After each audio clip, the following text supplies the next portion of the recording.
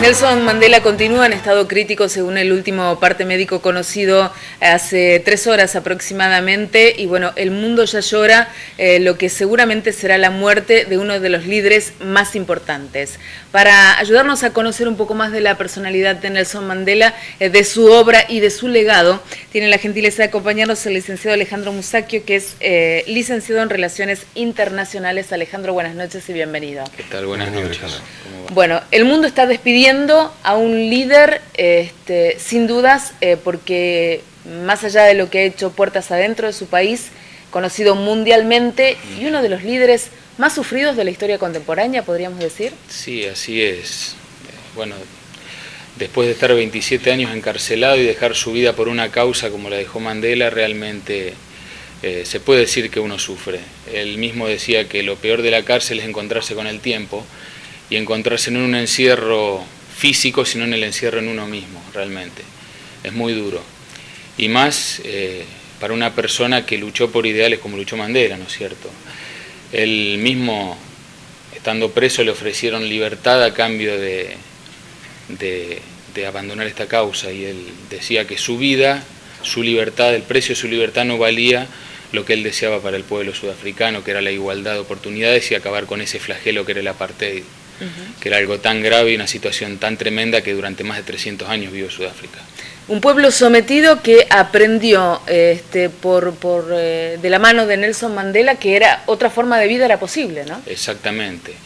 Más que nada con un pueblo arraigado culturalmente a una minoría blanca que dominaba el poder económico y político, donde había un 85% de población de color excluida, donde cuando el país sudafricano se independiza del Imperio Británico en el año 48, y el Partido Nacional Sudafricano se crea y llega al poder por medio de esta minoría Boer. Hablando de los Boer eran los descendientes de los holandeses, que eran los primeros colonizadores de las tierras y los principales promotores de esta política de apartheid, que quiere decir segregación o separación en el idioma afrikaner, que es el idioma de esta gente, de los Boers.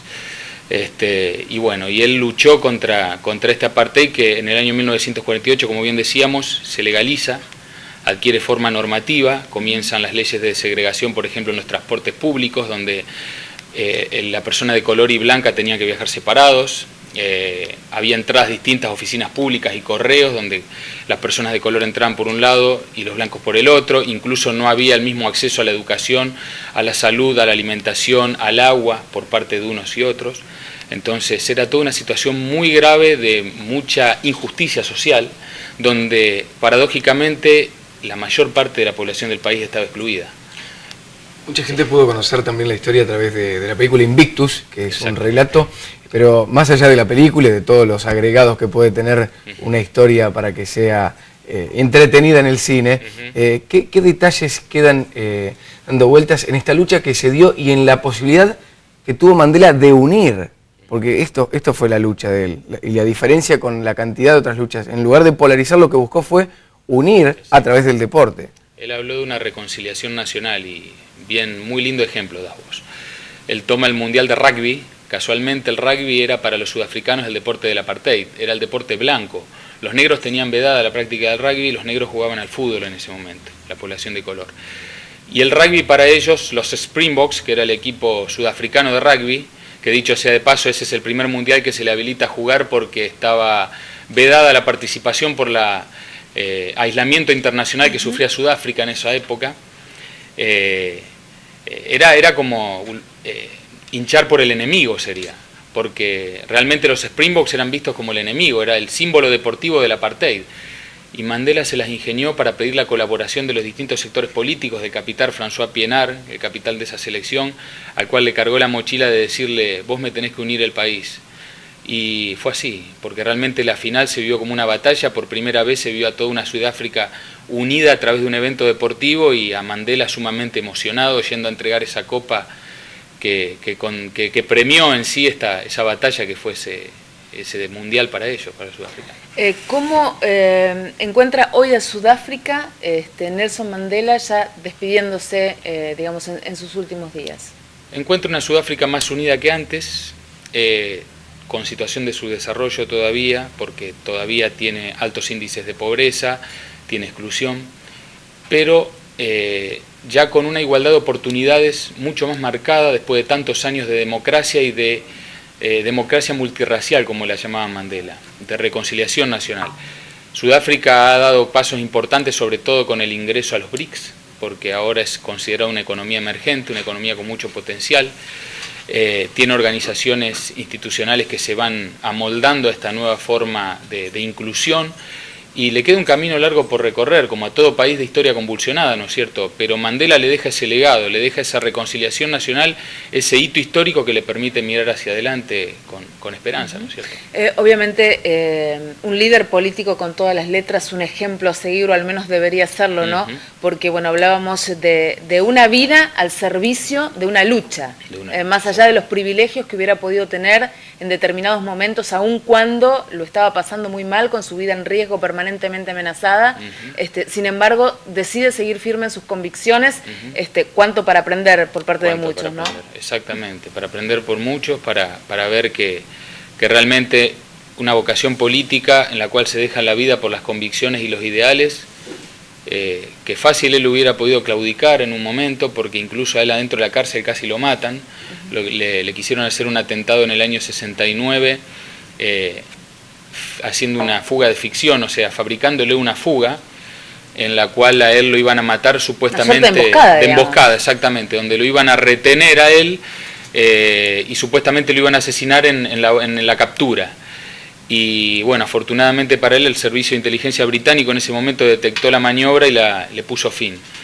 Y pese a ello, como dije anteriormente, a las tentadoras ofertas de darle la libertad a cambio de claudicar, de apoyar al poder, él no cesó en su lucha. Y en los diálogos, incluso en los años 80, cuando ya la apartheid estaba cediendo en sus últimos momentos, los mismos presidentes, Botha y luego de Klerk, lo fueron llamando para conversar y para comenzar a construir esa construcción nueva nacional que vendría después con él.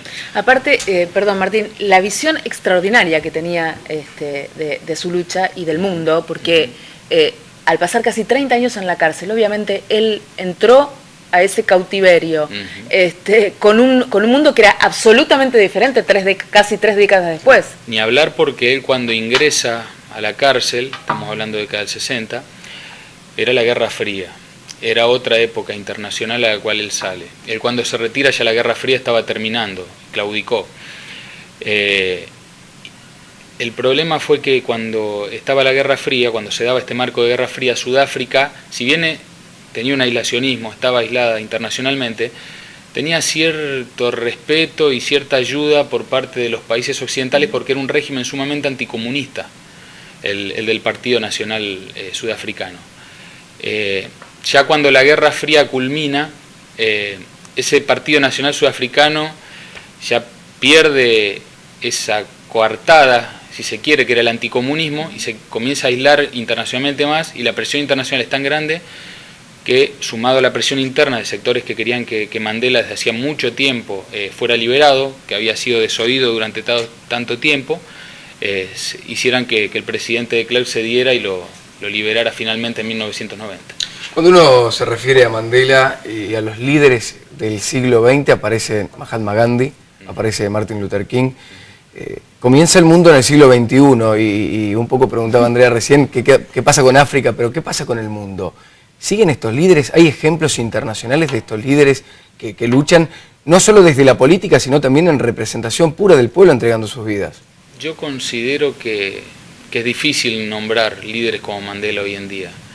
Creo que el capitalismo globalizado de hoy en día, donde hay muchos intereses en pugna, intereses políticos, intereses económicos, ideologías subordinadas a estos intereses en muchos casos, hacen que se pierda de vista este tema de la ideología como un factor de vida, como algo en lo cual yo doy mi vida. Creo que hoy en día más se privilegia el interés del momento, y muchos políticos, sobre todo internacionales, han demostrado que es posible darse vuelta y pasar de un lado a otro sin ningún tipo de inconveniente, porque permanecer en las convicciones propias muchas veces tiene un costo muy grande, ¿no es cierto? Tal vez debería escapar de lo político. Claro, exactamente, tal vez sí. Pero bueno, yo creo que en el caso de Mandela está mostrando, está bien que es un caso muy especial también, porque hay que ver quién se aguantaría 30 años adentro de una cárcel si le dicen por tus convicciones quédate 30 años. No es fácil. Es un caso ejemplar, por eso creo que no hay muchos casos comparables. Fidel Castro y Nelson Mandela, ¿tienen algún punto de encuentro? Digo, por dos grandes personalidades, más allá de las diferencias y de los momentos y de las diferencias en cuanto, por ejemplo, a la metodología de lucha, indudablemente, distintas. Yo creo que se diferencian en ese sentido. Yo creo que los dos tuvieron un objetivo de mejorar el bienestar de su gente. Lo que ocurre es que se utilizaron métodos distintos, ¿no es cierto?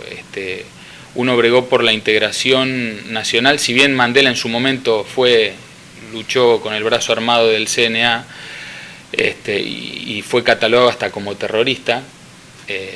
Luego cuando él toma el movimiento de reconciliación, cuando él sale de la cárcel, incluso antes, él siempre es un discurso pacífico, él siempre utilizó un discurso de unión, de fraternidad, de hermandad, creo yo lejos de la amenaza de un arma o de impedir la libertad de expresión y de pensamiento.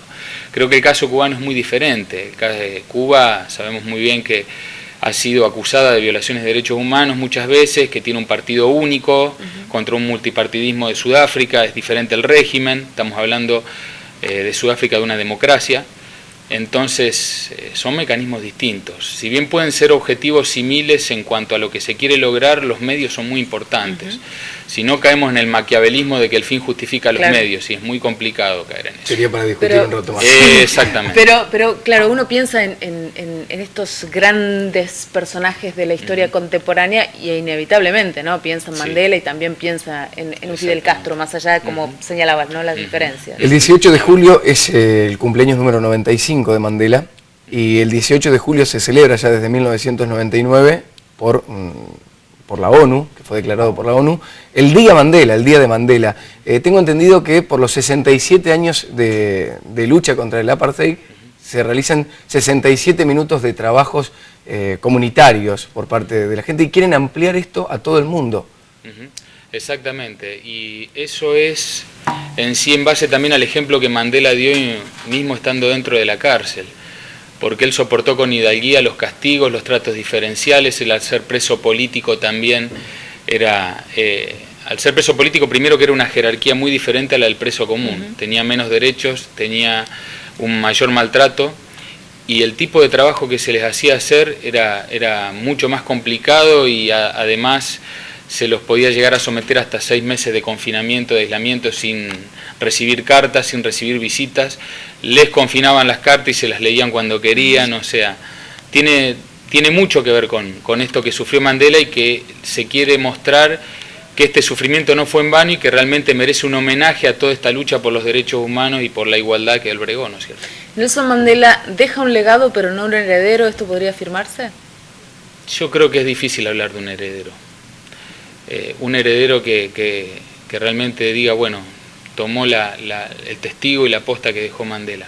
Sí deja un país en otras condiciones, un país con esperanza, un país donde se vislumbran futuros escenarios que se pueden ver de aspirar al desarrollo, un país inserto en los BRICS, considerado potencia emergente, con recursos naturales, sí con algunos grados todavía de exclusión, algunas todavía resquemores y restos de este apartheid, de esta discriminación y segregación que en su momento afectó al Sudáfrica, pero siempre cambiando y evolucionando para bien, creo.